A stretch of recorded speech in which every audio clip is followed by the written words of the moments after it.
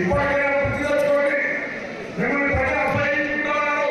నేను మాట్లాడిన పట్ల చూసి వీళ్ళైనా ప్రజలు పరిపాలించుకునే పద్ధతికి వచ్చింది. ఏం మాట్లాడుతూ ఇంతకుముందు మన శ్రీనివాసరావు గారు చెప్పినట్టుగా, మహేందర్ గారు చెప్పినట్టుగా అసలు జ్ఞానం ఉండి మాట్లాడుతుందా, జ్ఞానం విచక్షణ కోల్పోయిందా, విచక్షణ జ్ఞానాన్ని కోల్పోయి మాట్లాడితే ఎందుకు ఆ దర్శనాన్ని పనిచేశాను.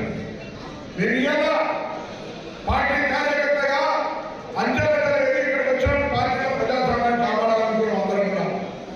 మీరేమో రాజకీయపరమైన అనుభవం లేకుండా నేరుగా మా ముఖ్యమంత్రి గారు ఎప్పుడైనా మేనేజ్మెంట్ కోటాలో వచ్చి 10 సంవత్సరాల మంత్రి దిగినంత మనసులో అర్థమైనట్టు అందుకే మాట్లాడుతూ ఉన్నారు. అధికారం శాసనం కాదు, మీకు కానీ నాకు కానీ తెలుస్తుంది. మేము ప్రజల కాంక్షలు నెరవేరితే గట్టిగా అవుతాం. మీరు ప్రజాస్వామ్యానికి విఘాతం కలిగించి ప్రజా సంక్షేమ కార్యక్రమాలు మాటలకే పరిమితం చేసి ఈ రాష్ట్రాన్ని అప్రమేయం చేసింది. కాబట్టి ప్రజలు మిమ్మల్ని అప్రమించారు, అది జాగ్రత్త చూసుకొని వెళ్ళిపోతున్నా. ఇటువంటి పరిస్థితుల్లో కార్యకర్తలుగా ఈరోజు కాంగ్రెస్ పార్టీలో ఆకర్షితులై వచ్చిన వాళ్ళందరూ కూడా, ఇంకా పాత నుంచి కాంగ్రెస్ నుంచి పోయిన వాళ్ళందరూ కూడా నేను చేసి ఆహ్వానిస్తా ఉన్నా. రాబోయే కాలంలో కాంగ్రెస్ పార్టీ కాంగ్రెస్ పార్టీ తప్ప ఈ దేశానికి ఈ రాష్ట్రానికి ఏది ప్రజాస్వామికంగా పరిపాలన పార్టీ కాదని మనం చెప్తున్నాం. అందుకే వచ్చిన వాళ్ళందరూ స్వాగతం. ఉన్న వాళ్ళందరూ కూడా చాలా గట్టిగా మహేందర్ రెడ్డి గారు గెలుపు కాంగ్రెస్ గెలుపు ఆనందం కృషి చేశారు.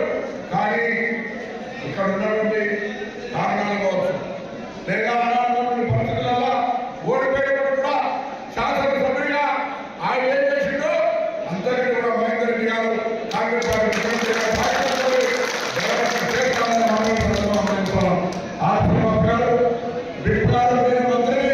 ఈ లోక్సభ నియోజకవర్గంలో మిగతా ఇంకా శాసనసభ్యులు ఇంకా సందర్భాలు కలిసి కార్యకర్తలతో కుటుంబంగా భవిష్యత్తు ఫలితాలను తీసుకెళ్ళడానికి కృషి చేద్దాం.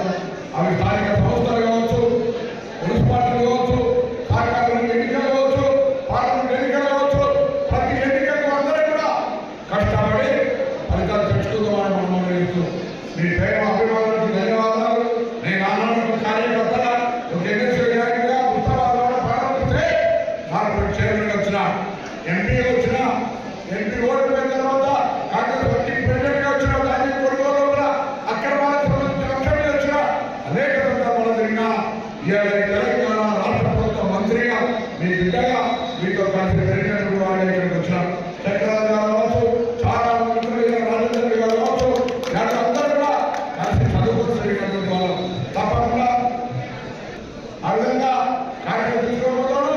దాని తర్వాత మన 9వ ప్యాకేజ్ ఏమో పూర్తి కాలేదు. 10, 11, 12 అయిపోయాయి. ఆయన అర్థమవుతుందా మళ్ళా మేము అటువైపు చూస్తామని చూడలేరు.